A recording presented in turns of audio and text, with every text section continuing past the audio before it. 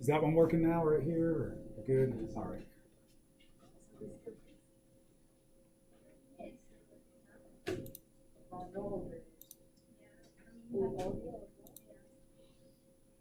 Okay, so Monday's lecture that I shot that was available on Moodle, we left off on slide number 21 right here for adjustment for accrued revenues, okay?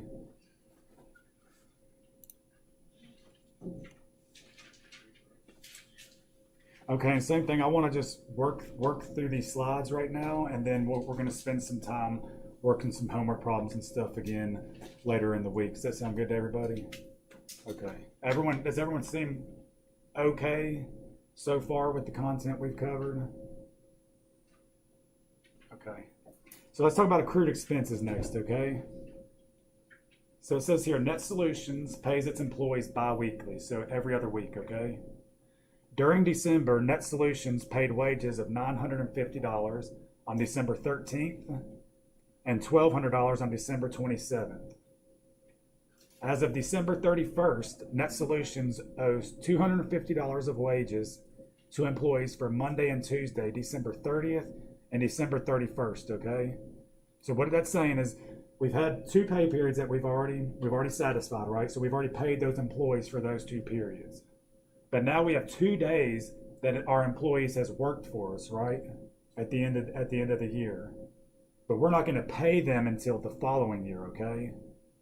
We have to incur that expense in this year because that's when the wages were earned by the employees. What's your name?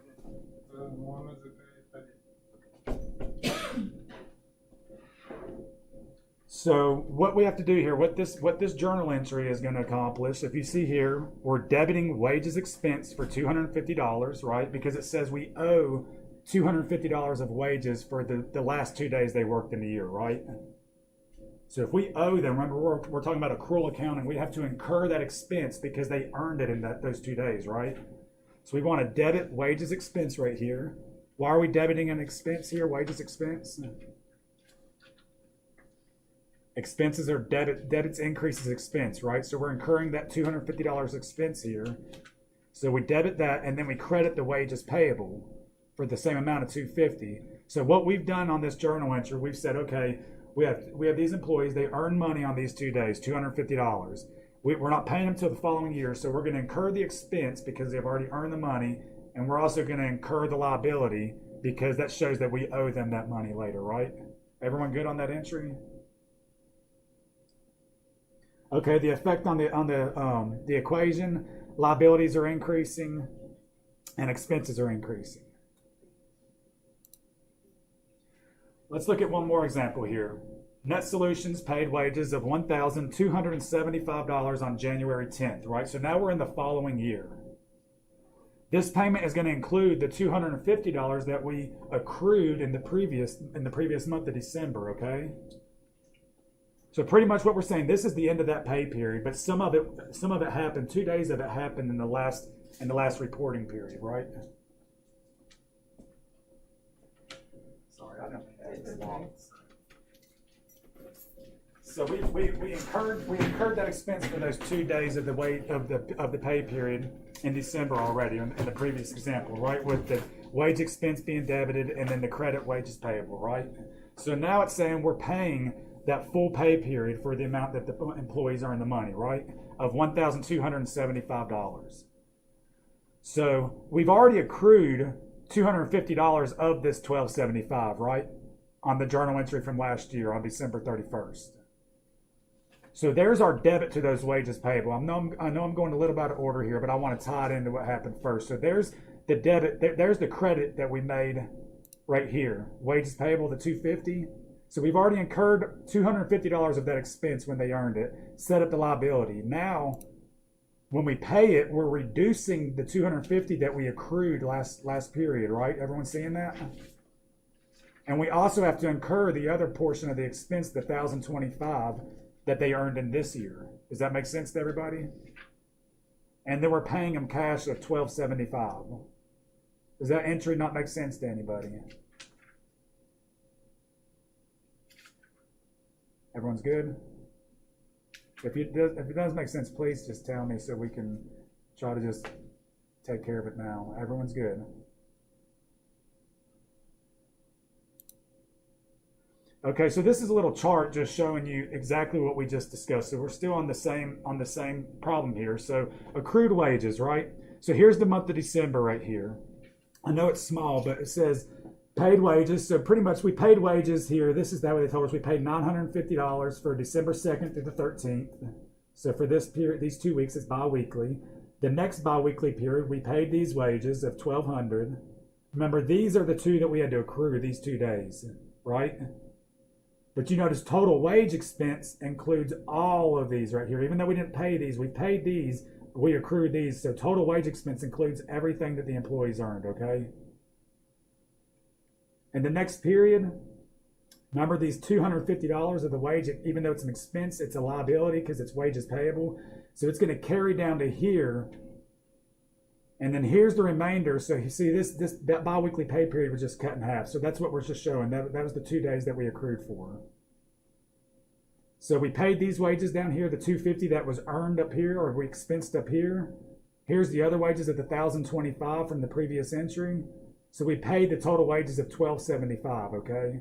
So total wages paid was down here in the new year, right? Because that's when the money left the company, right?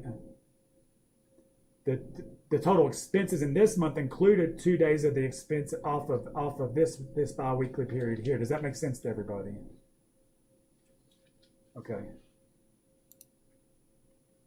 So let's talk about the effects of omitting that adjusting entry for accrued expenses. So now we're going to say, okay, we forgot to make that adjusting entry to account for what those employees earned, okay? So if we forget to record that wages of $250, then obviously our income statement and our balance sheet's going to be off, okay? It's going to be misstated. So let's start with our income statement here. Remember, on the income statement, revenues are first, okay? And we forgot to record an expense, right? Because remember, we want to record the expense in the period that it was incurred, okay? So if we forget to record an expense here of $250, this is the debit, okay? When we debit expenses, it's going to increase our expense account on the income statement, okay? Because remember, debits increase expenses, right? So if we forget to debit $250, our expenses are going to be understated by $250. That's the debit to that entry. Here's the credit. Remember, it was wages payable. Wages payable is a liability, right? Liability, credit balances increase liabilities, correct? So if I forgot to debit the expense and forgot to credit the liability, then obviously liabilities are going to be understated because we forgot to bring that account up by crediting it. Does that make sense to everybody? Okay, so if expenses are understated, obviously net income is going to be overstated by $250 as well, right? Because we forgot to back out some of our profit with an expense, right? Does that make sense? So if our net income is going to be overstated by $250, our owner's equity is also going to be overstated by $250. And the reason owner's equity is going to be overstated is because your net income at the end of the period closes to owner's equity.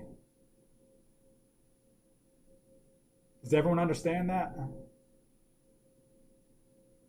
Are you sure? For some reason, I feel like you're not being honest with me. Everyone's good. But we have more examples, so we'll get there. We'll work on it more, so just bear with me here. Okay, adjustment for accrued expense, okay? So Sand Re Realty Company, that's how you say it, pays weekly salaries of $12,500 on Friday for a 5-day week ending on that day, okay? So now this is a 5-day work week, okay? And the weekly salaries total $12,500. So they want us to journalize the necessary adjusting entry at the end of the accounting period, assuming that the period ends on Thursday, okay? So what's that mean? So it's a 5-day work week, right? The total salaries that we pay is $12,500. But they're saying here the work week ends on Thursday, okay? Or the period ends on Thursday, right? So 4/5 of this amount is what we need to recognize, right? So salaries expense of 10,000, right? Salaries payable 10,000. And once again, that's 12,500 divided by 5 because there's 5 work days in the week, right? This is the total amount. And then multiply it by how many days? In this case, 4 out of 5. So what they're saying is employees were working for us Monday through Thursday, right? The period ended, just like the previous example. That was December 30th, December 31st. Now that was 2 days. Now we're just saying, okay, this is 4 days. Same exact example, besides now the data's just changed a little bit. Now these employees have worked 4 days. They've earned their money. We haven't paid them. So now we have to account for what they've earned. So we have to incur an expense as a company and then incur a liability as well because we owe them for those 4 days. In this case, $10,000 is 4/5 of 12.5. Does that make sense to everybody? Everyone okay?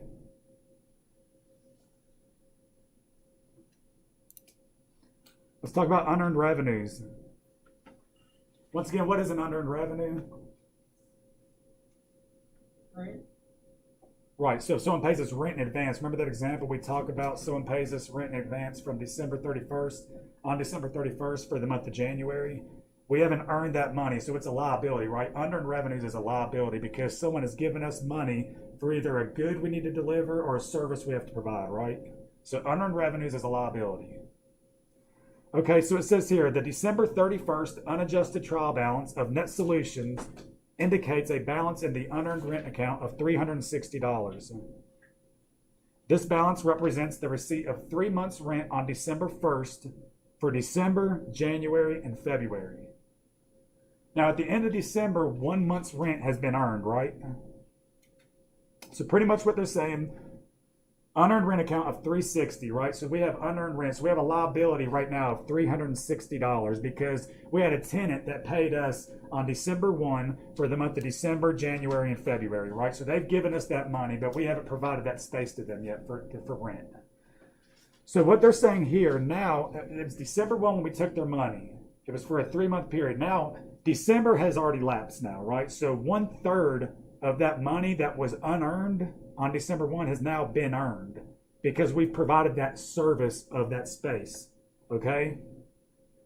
So the adjusting entry we have to make for that, debit unearned revenue for 1/3 of 360, which is 120, right? Because it's 1 month. Debit unearned rent, credit rent revenue. So pretty much what this journal entry is accomplishing, unearned rent is what? It's a liability, right? Saying we owe someone that rent. So once 1 month has already lapsed or has been consumed, all we're doing is we're holding that $360 as a liability. It's just being held there. Once it's been earned, we're debiting the liability, which is reducing it by $120 for 1 month that we've earned. So 2/3 is still unearned. 1/3 has been earned. So we're reducing it by debiting that liability. And then we're crediting it to revenue because revenues is credits increases it. So in essence, all we've done is said, okay, we just moved it from unearned to earned is all we did. And by the same time, we've reduced our liability and increased our revenue because we earned it. Does that make sense to everybody? Do you see why debits and credits are so imperative that you know the original increase, decrease on these entries? Because we know here, unearned rent's a liability, we're reducing it because now we've earned it. Revenue is a credit that increases it because we've earned revenue, we're increasing revenue. Does that make sense?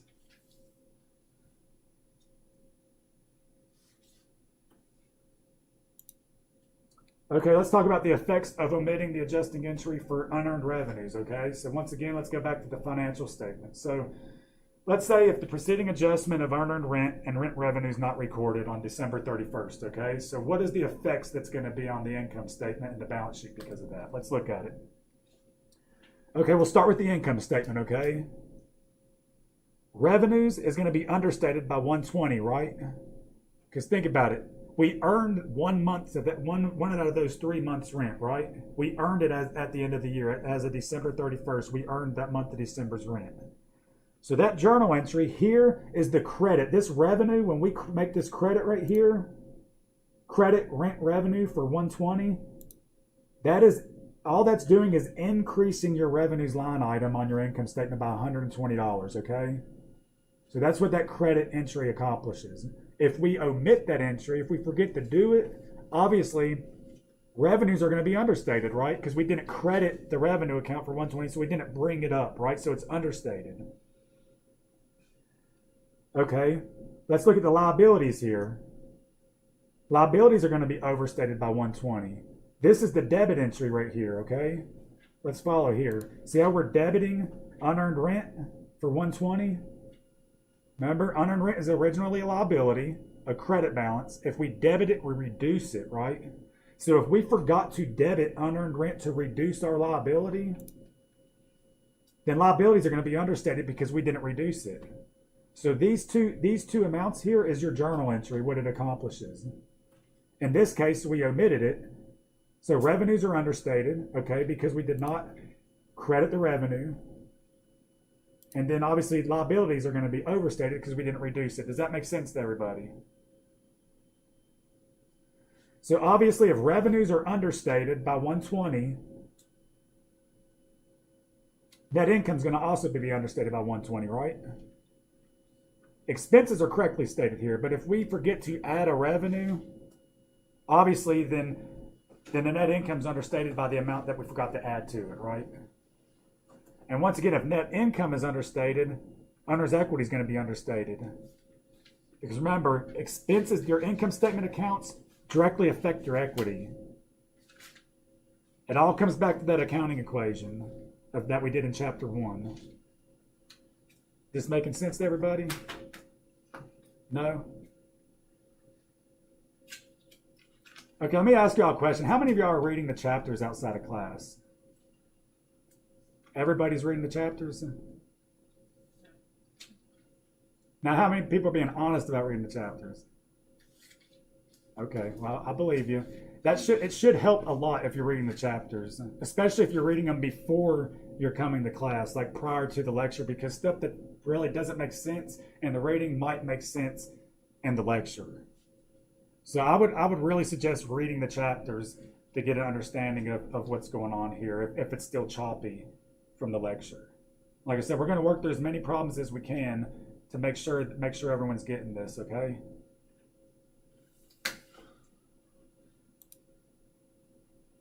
So adjustment of unearned revenue, okay? Let's look at another example.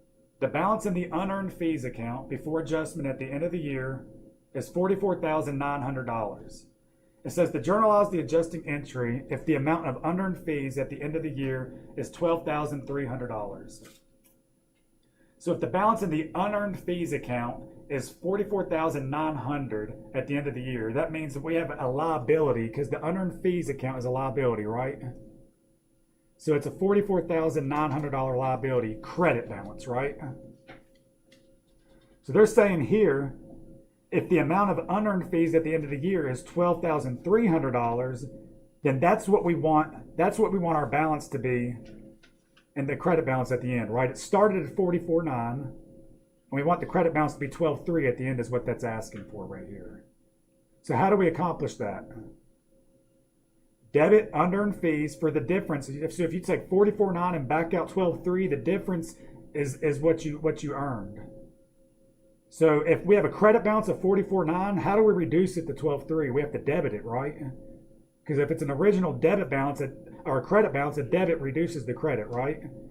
So we're debiting unearned fees for the difference between the two of $32,600, and then crediting fees earned for the same $32,600 because we've earned that money now. Is it making sense, or am I just talking straight, just some other language? I mean, this makes sense, but the other ones don't. The other ones don't? Yeah.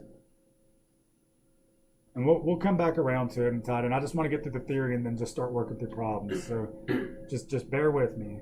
And believe me, it's just hard stuff. So I know it's just like we say one thing and then we say the complete opposite. So just bear with me here. So prepaid expenses, okay? What are prepaid expenses? Are they an asset or a liability? Asset, because we've prepaid, right? We've prepaid something and someone still owes us something for it. So the December 31st, 2003 unadjusted trial balance of Net Solutions indicates a balance in the supplies account of $2,000. So we know if we have a balance in the supplies account of $2,000, is that a debit balance or a credit balance? Debit balance, because supplies are what?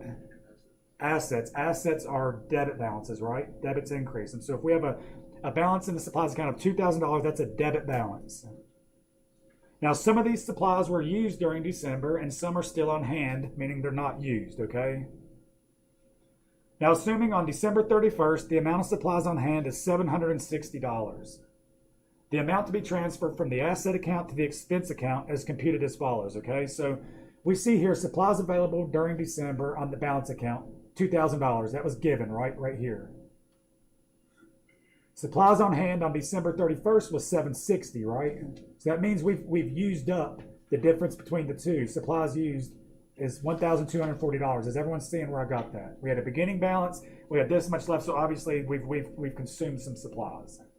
So there's our adjustment amount. So now what we want to do is we want to expense the supplies that we've used, right? Because obviously if we've used those supplies up, then that's an expense to us at whatever the cost of the supplies were to us, right? That's an expense. So now we want to incur an expense from those supplies from that adjustment of $1,240, right? Expenses are what? Debits, right? Debits increase the expense. So if we want to incur an expense, if we want to show on our statements that we have expensed these supplies, we've used them, consumed them, we want to debit supplies expense, right? So this is increasing our expense on the income statement right here by the amount of supplies that we've used in that period. Now, if we've expensed the supplies, right? Expenses or debits increase the expense. What do we have to do with our supplies account? We have to reduce it by the amount that we expensed it, right? So if we expensed supplies expense of $1,240, we also have to reduce our inventory amount by $1,240. Because remember, supplies is an asset. Debits increase assets. So if we're reducing our supplies on hand, we need to credit it, right? Does this entry make sense to everybody?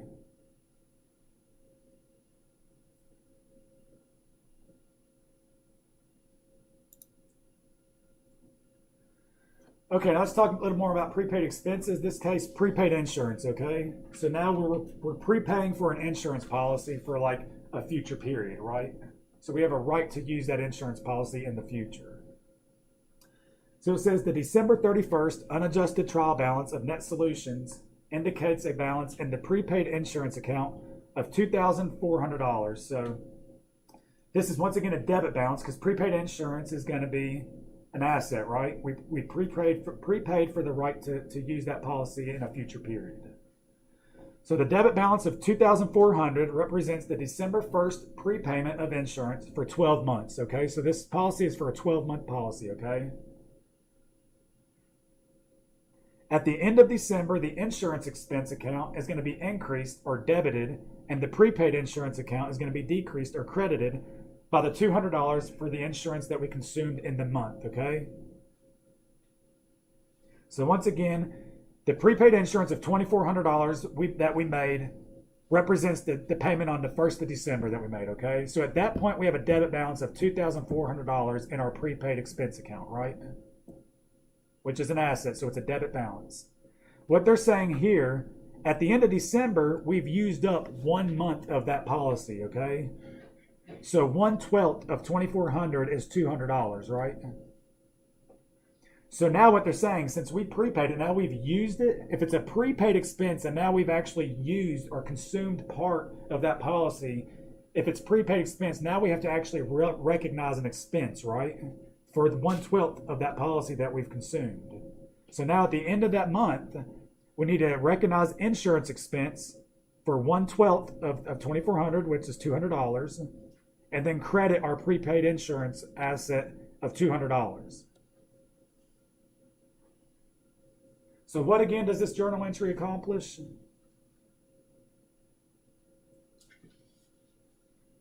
Anyone want to just take a stab at it? You're just basically showing the debit and credit effects on both sides of the account. Right, but what affects, why are we doing that again? Because we paid for a 12-month period, right, on December 1. If we've used 1 month of that policy, we have to expense part of the prepaid expense, right? So expenses are debits, so we're incurring the expense, right? We're showing that we've expensed a 1/12 of that policy. We've consumed it. So if we've consumed or used 1/12 of that policy, we have to show an expense for it because we have a cost for having the right to use that policy, right? So we have to expense that and then reduce our asset by the same amount, right? Because they don't owe us that amount anymore because we've used 1/12 of it. Remember, assets original debit, so we have to credit the asset to reduce it. Does that make sense?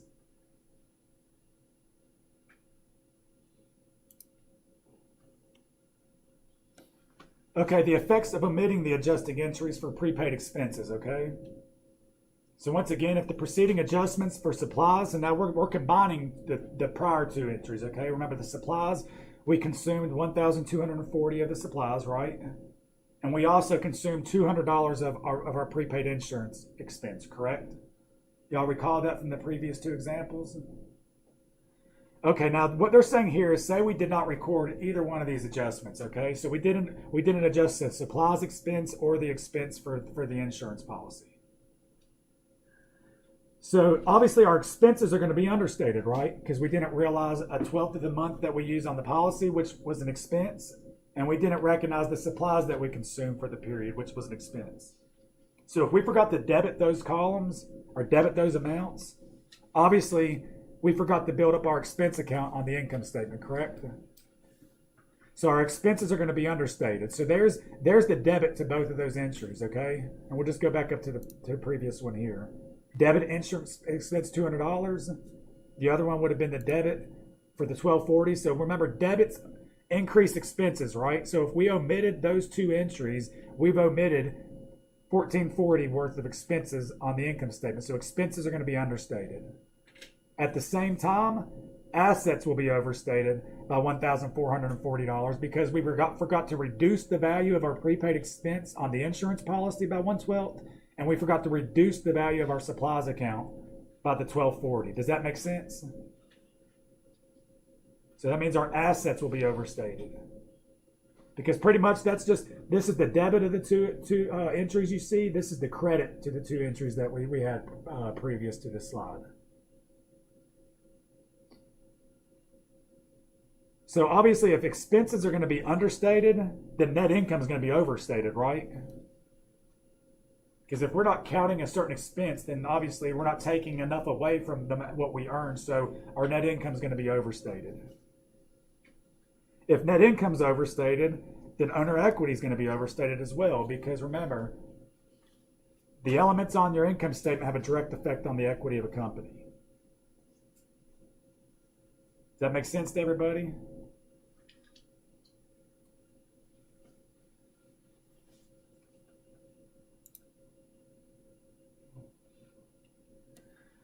Okay, this is just another example of the adjustment for prepaid expenses. It says here, prepaid insurance account had a beginning balance of $2,400, right? So if the prepaid insurance account had a beginning balance of $2,400, is that going to be a debit balance or credit balance? Debit, right, because prepaid insurance is an asset, right? Assets are debit balances. Okay, so the beginning balance was $2,400 and was debited for $3,600 of premiums paid during the year. Okay, so the beginning balance was $2,400. We know that was a debit balance. And we debited for another $3,600 for premiums paid during the year. Then that account balance now is going to be increased by an additional $3,600, correct? So now it's saying journalize the adjusting entry required at the end of the year, assuming the amount of unexpired insurance related to future periods is $3,250.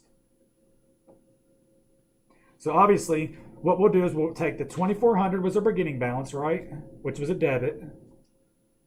We paid more premiums, right? Which is going to increase premiums on a policy for a future period. So it's going to increase our prepaid expense, which is an asset. So now our asset account is going to be what? $6,000? 36 plus 24, is that $6,000, right? So what it's saying here, now at the end of the month, or end of the year, we have this amount unexpired related to future periods, right? So what we have to do is just add these two 6,000 and then back out 3,250, and that's going to show the amount that we consumed or we used within the period. Does that make sense to everybody? You can see it right here. Insurance expired. Beginning balance of 2,400. Debit balance. We purchased more premiums on a policy that increased our debit balance. This is what they're saying we had left over at the end. So if we take the beginning, add what we purchased, back out what's left over, the difference between the two is what we consumed. That's our adjustment right there. In this case, $2,750. So we want to expense $2,750 and credit prepaid insurance of $2,750. Does that make sense to everybody? So we're incurring an insurance expense, right? Because we've used up the policy. And we also have to reduce our asset because we no longer have a right to that insurance policy for that full amount. Does that make sense to everybody?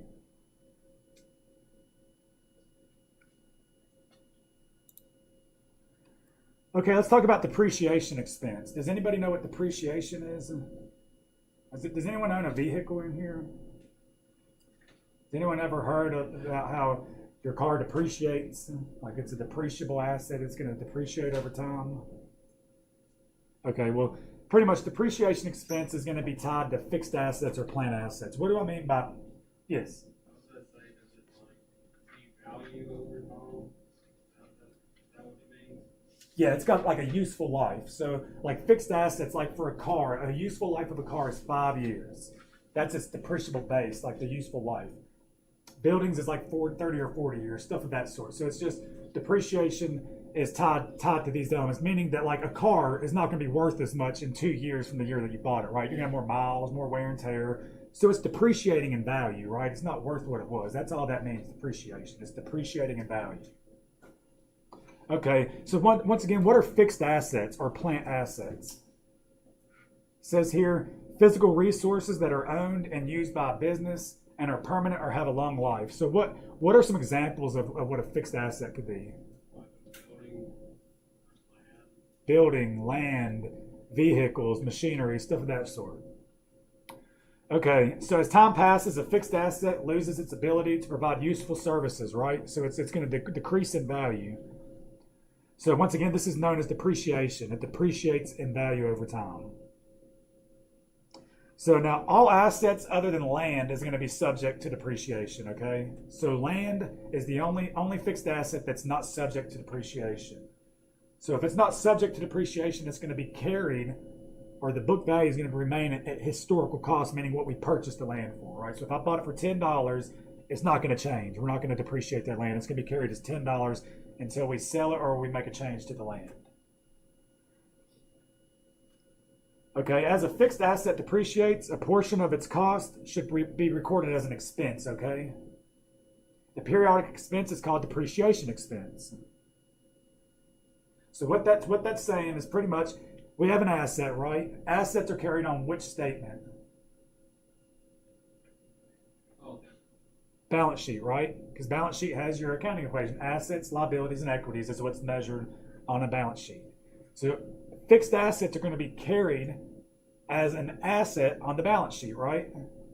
At the value on which you purchased it. So if we bought a piece of machinery for $10,000, the line item said that's the only piece of machinery we have is going to say machinery, equipment, $10,000, right? On the balance sheet as a line item. That's our assets value. As time goes on, we need to reduce the value of that asset, okay? Through depreciation. The way we do that, we recognize an expense, depreciation expense, in the reporting period on the income statement, okay? So that's how it's going to be systematically allocated into the income statement and into earnings. So the adjusting entry to record depreciation expense is similar to the adjusting entry for supplies used, okay? So the one we just went through was supplies used. We had the beginning balance, ending balance, and then we have to adjust it.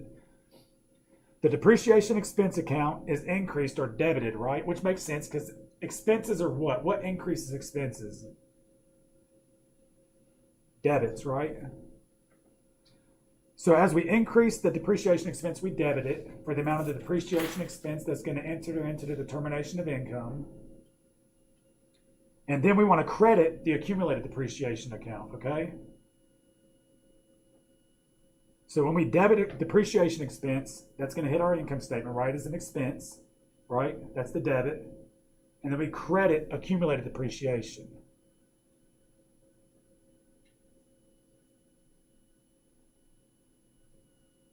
Okay, so the reason we're going to credit accumulated depreciation as opposed to the asset account, because we want to carry it at cost, okay? So if I paid like $10 for a piece of machinery, I'm not gonna credit the value of the machinery down. Instead, it's going to be a contra account, okay, meaning the accumulated depreciation. So the debit for a depreciation expense, credit accumulated depreciation. That's always your credit side of when you're recording depreciation. The debit is always depreciation expense. The credit is always accumulated depreciation, okay? So it's nice to know. We already know if we're debiting depreciation expense, we know the credit already is accumulated depreciation. So that's nice.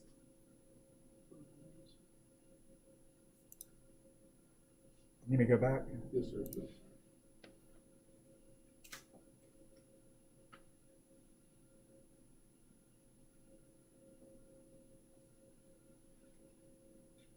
Remember, all these are posted if people are trying to write them. I don't know if you're just doing additional notes and stuff, but just want to remind they are all posted. All right. Everyone good?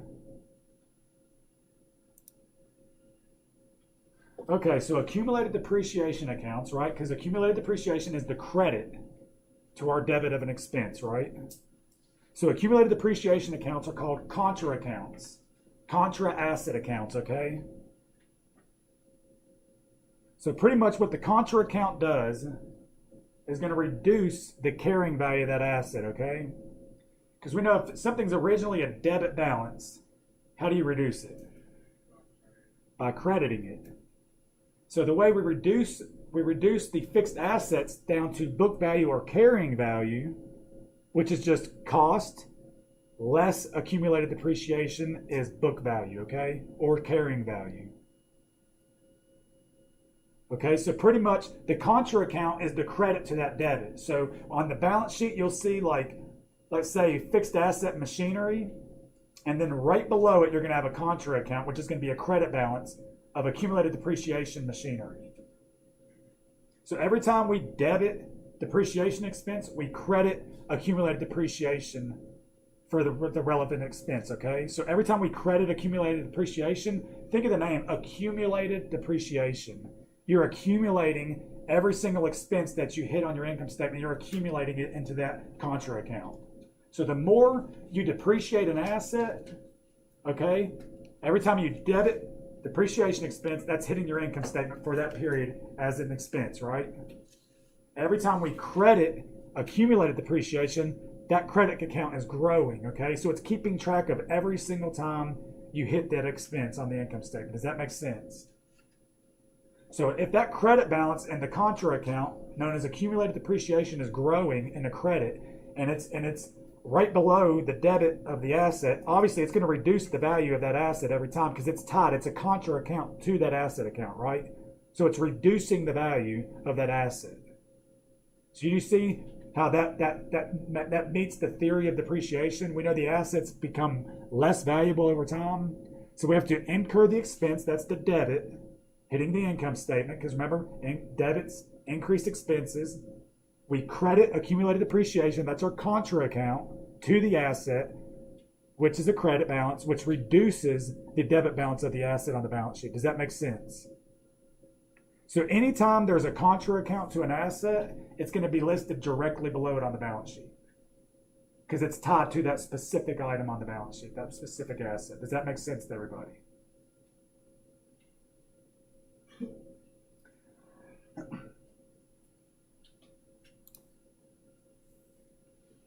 Okay, the normal titles for fixed asset accounts and the related contra asset accounts are as follows. So land. Remember, land is not subject to depreciation, right?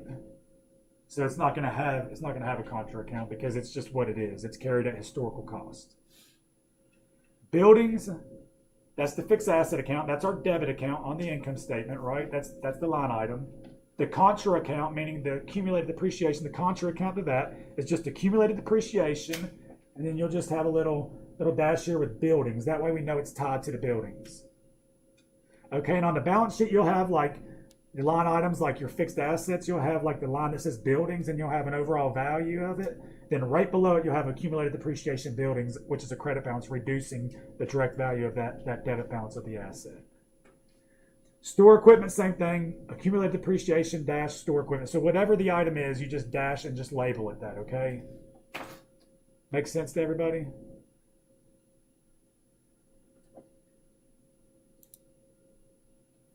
So it says Net Solutions office equipment depreciates $50 during the month of December. What's the journal entry going to be? If we depreciate a piece of equipment for $50 for the month of December, what is our journal entry? How do we accomplish making that expense show up on the income statement and increasing our contra account on the balance sheet? How do we do that? What would they call it again? We want to depreciate an item for $50 for a month. So how would we do that? Say machinery. I don't know what the example says. Yeah, Say that's what I was for $50, so we're going to depreciate a piece of machinery in the month of December for $50. How do we accomplish that? What's the journal entry? Well, the debit's going to be the machinery. The debit's going to be the what?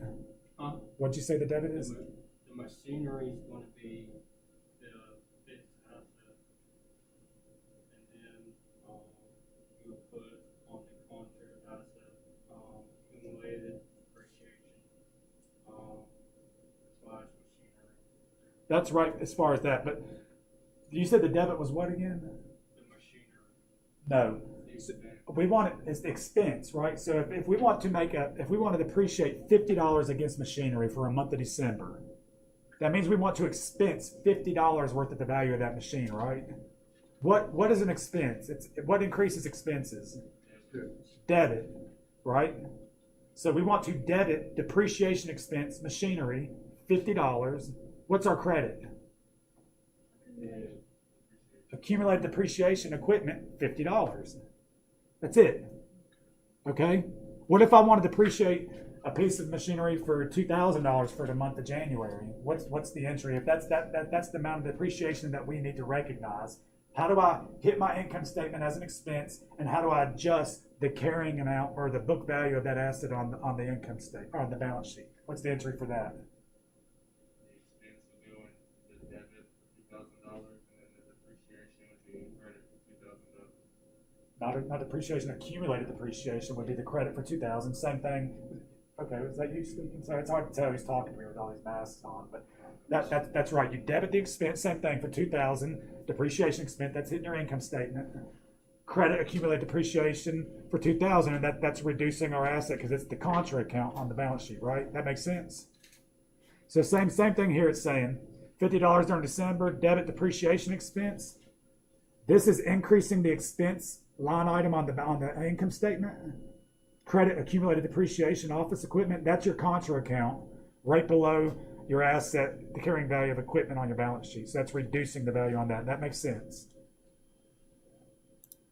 Okay, this last slide for today, and then we'll call it quits. I think I've probably got on y'all's nerves and put enough info in for the day. So let's get through this slide, and this will be it. So book value of the asset. So I've been talking about the book value or the carrying value of the asset, okay? Once again, this is just the difference between the original cost of the asset and whatever is in the accumulated depreciation account. That's the carrying value, okay? So it's also called net book value. So when you hear someone say, what are you carrying that piece of equipment on the books for? This is how you accomplish that. That's what they mean. They mean, okay, we paid $10 for it, okay? But we've had 5 periods in which we've incurred depreciation expense of $1 each period. So obviously our accumulated depreciation, if we've incurred 5 different $1 expenses, our accumulated depreciation will be 5. So their carrying value will be $5. So pretty much book value of the asset is going to equal the cost, the amount we paid, right? Less accumulated depreciation. Does that make sense to everybody?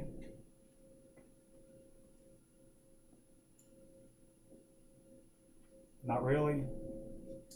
I mean, it does. Because once again, this is what we paid for the asset, right? This is what we're accumulating every time we expense something, that we credit this. So obviously this is going to grow. So every time we credit that, the difference, the book value is just going to equal what we paid Also, but what we've accumulated as far as expensed against it. So that's what the book value of the asset is. And we'll leave off right here because I know that's a lot. Please, once again, what's going to make this more easy than anything is knowing your debits and credits, what increases them and what decreases them. Because chances are, if this stuff's still kind of a little rough or rocky, you don't truly know your debits and credits yet. So that still is your most important thing, is learning these debits and credits right now.